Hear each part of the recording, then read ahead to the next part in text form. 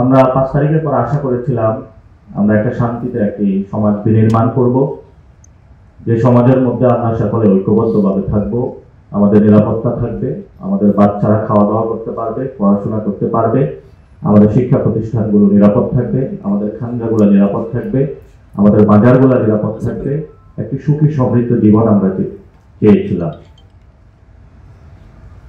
কিন্তু আমরা দেখতে পেলাম কি গত 6টি মাসে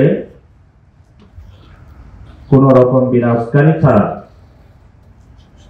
বাজারগুলোতে হামলা হলো, লুটপাট হলো। ভিডিওতে দেখতে পেলাম মাজারের ব্যারিকেড ভেঙে ভিতরে যা আছে সবকিছু ডাকাত দল নিয়ে গেল। কোটি মানুষের আস্থার ভালোবাসায় 11 বারের মতো দেশের 1 নম্বর রেফ্রিজারেটর ব্র্যান্ড ওয়ালটন। আমরা আরো দেখতে পেলাম বিভিন্ন মাদ্রাসায় যারা তালেবে ইলম রয়েছেন তারা যখন পড়াশোনা করছিলেন তাদের উপরে সংঘবদ্ধভাবে আক্রমণ হলো।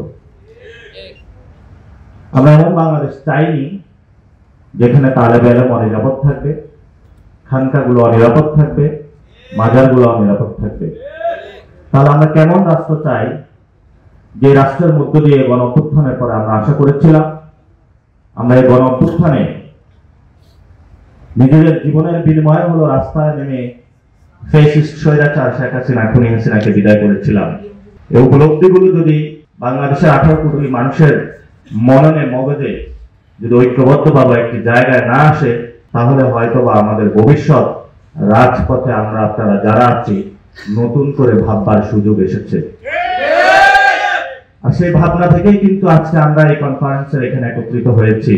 আমাদের অধিকার আমাদের কেউ দিবে না, এই অধিকার আমাদেরকে নিজেদের লড়াই করে নিতে হবে। না টানলে বাচ্চা যেমন দুধ পায় না, রাজপথে না নামলে, নিজের অধিকারের পক্ষে না নামলে সেই জায়গায়ও আপনারা কোনো কিছু পাবেন না। গত 6 মাসে উপলব্ধি আপনাদের আশা করি এসে গিয়েছে। এখন আপনাদের এই ঐক্যের জায়গাটাতে আমরা আপনাদের যারা সন্তান তুল্য তরুণ প্রজন্ম রয়েছে, আমাদের একটি বড় স্যাক্রিফাইস করতে আমরা রাজি আছি। এখন যদি বলেন যে তরুণরা কেন করবে, আমরাই তো করব, আমরা তো বলি না যে আমরা করব, আমরা বলি যে আপনাদের এক্সপিরিয়েন্স বা আপনাদের নেতৃত্বে আমরা যাব। আমাদের কাছে রয়েছে রক্ত, জজবা, সাহস, উদ্দীপনা। এটা আপনারা আপনাদের প্রজ্ঞার মাধ্যমে যদি কাজে না লাগাতে পারেন, তাহলে এই বাংলাদেশের যে 50% যে তারুণ্য রয়েছে, এটা বাংলাদেশের জন্য একটা কাজ হয়ে দাঁড়াবে।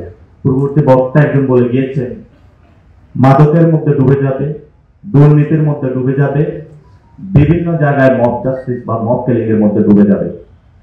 সেই প্রজ্ঞাবান আলেম, সেই প্রজ্ঞাবান সাধক, সেই প্রজ্ঞাবান ওলি, সেই প্রজ্ঞাবান দিক নির্দেশক কায়েদ নেতা আমাদের মধ্যে আবশ্যক। এটা আমাদের ইমানি দায়িত্ব, সবার মধ্যে এটা খুঁজে বের করতে হবে।